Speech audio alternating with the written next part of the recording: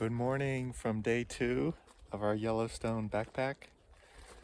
It's about 8 in the morning. We both slept in a little bit, although we did have a nature's alarm clock with some very loud birds about an hour and a half ago, and then a few more came back a little while ago. As you can probably hear, it's a little bit of drizzly rain right now. We are fortunate enough to have self-service, so we expect this is going to be conditions for the next hour or two, and then 10 o'clock or so it's supposed to still be overcast and cloudy, but no more rain until around 2, and then they're predicting thunderstorms scattered. That's coming down a little harder, and then heavy rain tonight. Looks like we're also in for a dose of some rain tomorrow, and then it's going to clear up after that. So we only have about 2 miles to go today, but it's all off trail bushwhacking. So hopefully that won't take too long. Probably a couple hours at most. And we can get set up at our new location and be dry before the rain comes. I may even get back under the tent now if it picks up any more than this. So Sarah's inside organizing. We just made coffee. The interesting thing is, like, we're at the high point at this campsite, and because we are bushwhacking today, we're not even going to go back to the trail. We're basically taking off that away, and we'll see how open it is. But it's pretty exciting.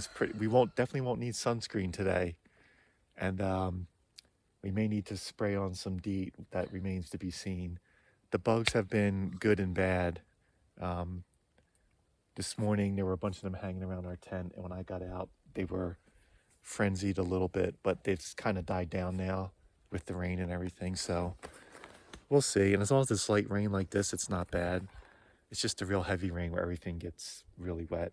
It's when it's an issue. So that's the morning report, and we'll check in later. Quick update. So it's Friday, August 5th. It's like 9 in the morning. We're just hanging out in the tent, sipping some coffee. I mean, it's rare in the backcountry, but we have really good self-service. Sometimes you get the bars, but you really can't connect to anything. We have the bars, and we're able to connect to everything. So we're taking advantage of that, doing some online banking, browsing the social media interwebs. According to the weather, which is really the only thing that really matters, is we got maybe another hour of this light rain, light drizzle. So we'll hopefully by like 10 we can pack up the wet tent, and we only have like 2 miles, but it's all off trail. But it looks like it's pretty easy off trail conditions. We already like have plotted out a course, and we'll go hopefully set up before the real rain starts this afternoon. So that's all, just kind of hanging out. So it's nice to have a tent where we have plenty of room and we can kind of stretch out, and everything is dry, and we're super comfortable, and we can make more coffee and just kind of hanging out and waiting for this little rain shower to pass. And then we'll go to the next site. Won't be a whole lot of hiking today. Nope. But that's fine. That's kind of by design on this one. Sarah and I, it's another one of these backcountry permits where they give you a window to plan, and you basically have to plan based on what's available. It was terrible. And so we were looking at, like, there's a lot of bigger lakes, like Heart Lake and Yellowstone Lake, to backpack around. And Shoshan Lake, I think. Shoshan Lake. And we tried planning around that. And we just like couldn't get it to work. It didn't work, mileage-wise, right?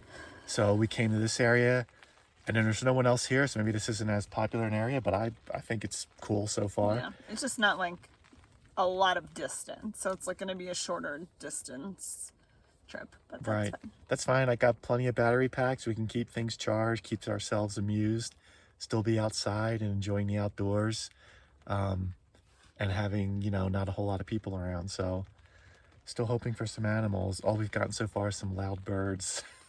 I did see a squirrel yesterday. Oh. We think we saw maybe a bison far away. Oh, that's Or right. it could have been a big rock. We're not really sure. I think maybe it was a rock, but we'll have to zoom in and see.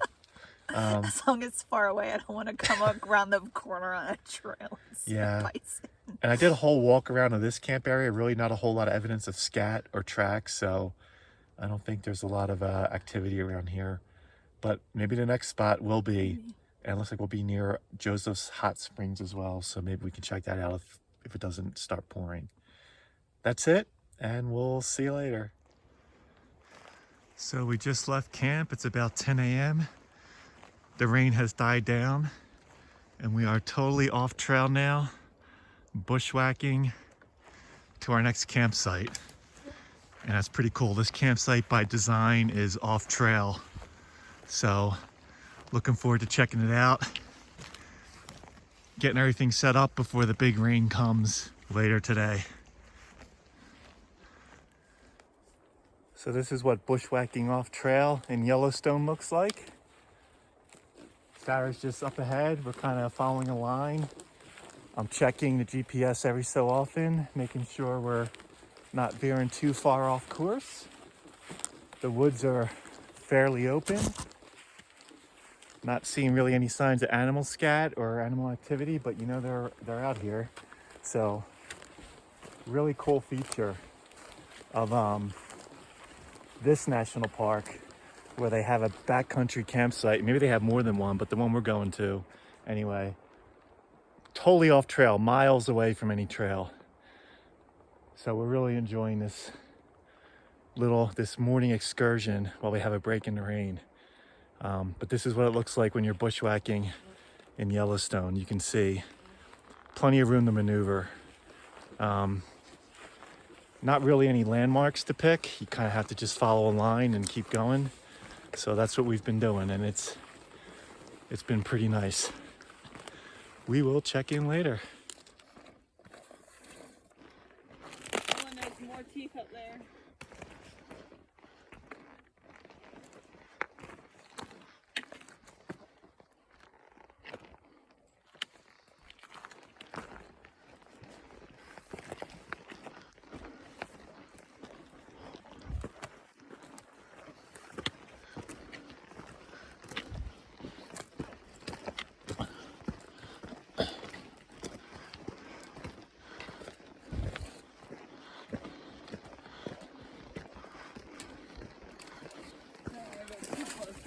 Nope.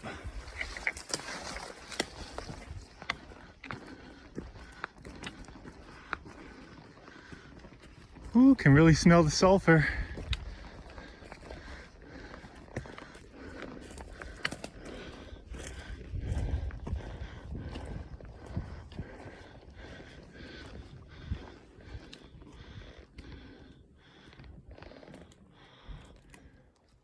So we're really close to our campsite, and we are seeing some big bones. Picked clean. I mean, the ribs, everything. I mean, they are really picked clean. Did you show the head? Where is it? Oh, yeah. The fire pit. With the head. So here we are at our camp for the night. And we have a greeter. That is big. Wow. I don't see a food pole though. All right, so while I was gathering water, Sarah got the air mattresses and sleeping bags set up in the tent because it is starting to rain again already. And she already has the first bear rope up. And now we're gonna, she guarantees success on the first throw. I almost threw it with the vertebrae. Is it heavy enough to throw? Yeah. Man, going pioneer style.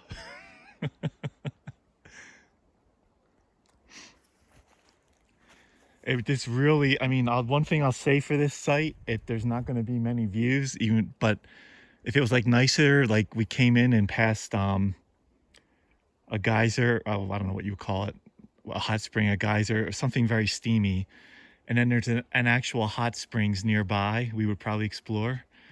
But with the rain, we may just hunker down in the tent. But it's good to have all this stuff set up now so that like at the end of the day, when you just want to kind of lay down and go to sleep, we can just bring the bear vaults over here, hang up the bags, and be done with it. So here we go. The pressure! No pressure. Oh, so close. It was close. It was close. I'm sure that's why that piece of bone is here. I'm sure it's a popular throwing, it almost looks like a grappling hook, doesn't it? I can relive my Batman fantasies. There it goes. Oh, that was close.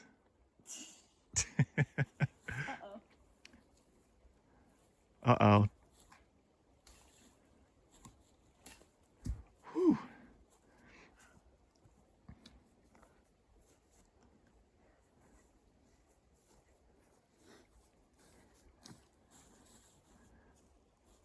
I'm feeling it this time. Right. It's over. Oh, no. Oh no, I let go of the end. We've all been there, haven't we, backcountry campers? When you have success in your reach and you forget to wrap the other end around your hand a few times. And if you ever feel like you need to tap out, but you had it that time. I had it. You had it.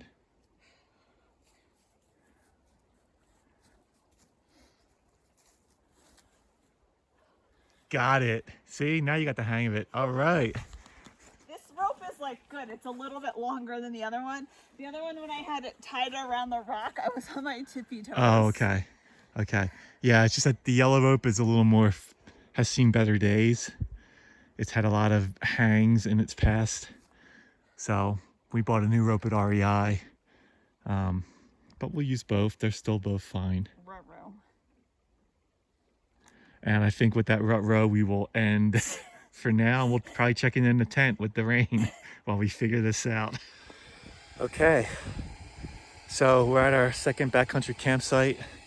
It is like drizzling and there's more rain forecasted to come. The skies are really cloudy, but before kind of go in the tent, this is, can you hear that?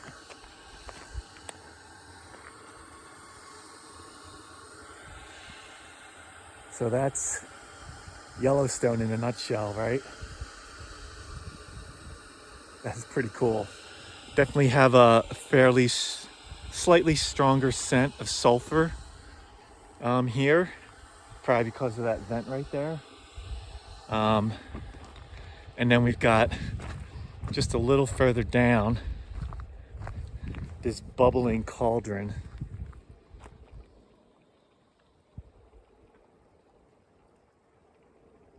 That you can also hear and smell when the wind comes this way. It's really cool. So this is a baby Old Faithful, I guess, that isn't really spouting much, but yeah.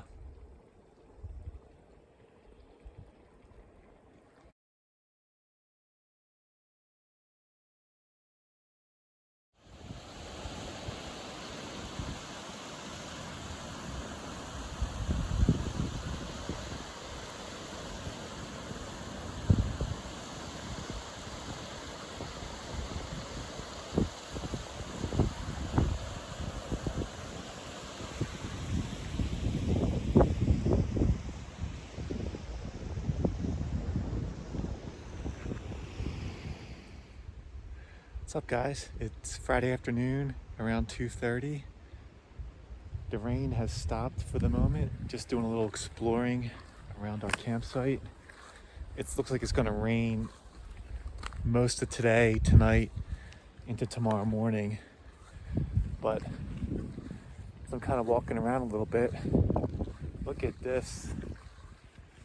You'll see it in a second.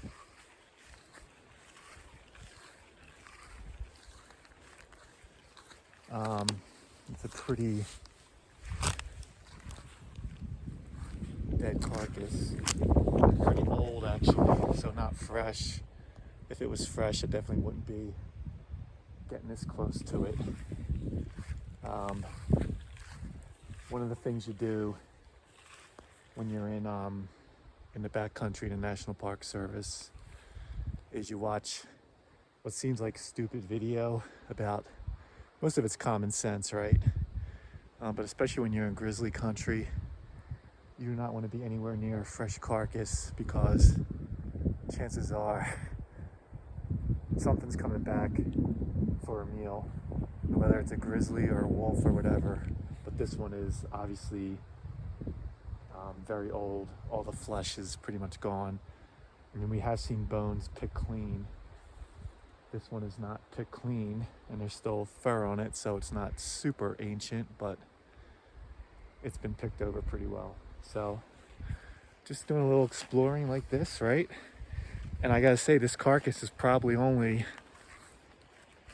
100, 150 yards from our campsite. So, I mean, we are out here in the middle of nowhere in the backcountry for sure. The location is called Joseph's Hot Springs, if it shows up on the map.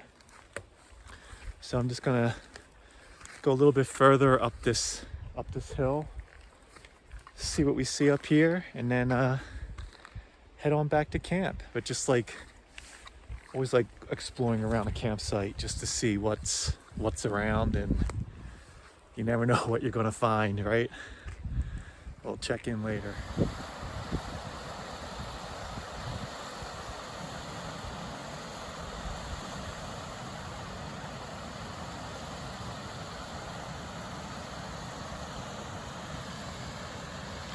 So our campsite is over here in the trees, and you can see that steam venting out near the stream, and definitely very strong odor of sulfur coming out of that. Pretty cool. I just thought I'd give an update. It's about probably 5 o'clock, 5:30. We did the short bushwhack this morning, and we've just been hanging out at camp. We were expecting more rain, but it sprinkled a little bit, but thankfully our tent has dried out, so we'll see what happens overnight. We've had a relaxing day in the tent. I've been working on my sock project. Brian's been watching some shows and listening to podcasts. About to have dinner. Oh, I enjoyed some wine, which is always nice. Brian had his beer. But yeah, so I just thought I'd show my face and give a little update. Tomorrow we head out to a new campsite, Wapiti, we think it is, maybe, lake. And we'll be there for 2 nights. So we have a bushwhack tomorrow morning. We'll see what the weather is doing in the morning to make a decision on which way to go. Hopefully no rain, but we're not crossing our fingers. So It looks like there's gonna be rain. it looks like there's gonna be rain. So it's just nice to start the night off dry at least, and then we'll probably get wet overnight. So that's it for now, and we'll talk to you later. Bye.